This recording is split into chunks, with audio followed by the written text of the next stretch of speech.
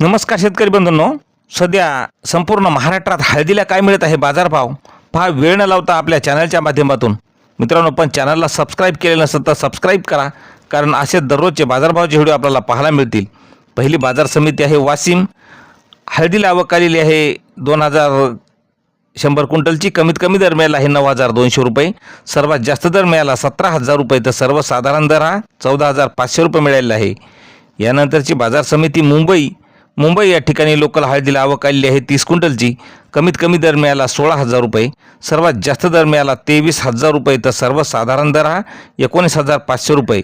यानंतरची बाजार समिती आहे नांदेडला हळदीला आवक आलेली आहे 679 क्विंटलची. कमीत कमी दर मिळाला आहे 14500 रुपये.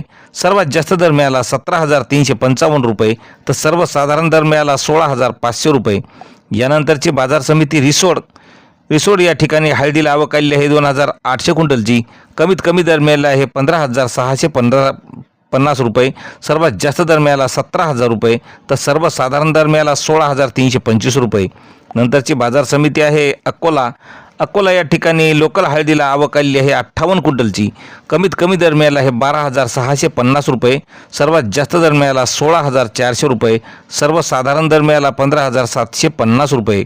नंतरची बाजार समिती आहे वाशिम या ठिकाणी लोकल हळदीला आवक आलेली आहे 31500 क्विंटलची. कमीत कमी दर मिळाला आहे 9500 रुपये. सर्वात जास्त दर मिळाला 17500 रुपये, तर सर्वसाधारण दर मिळाला 12000 रुपये.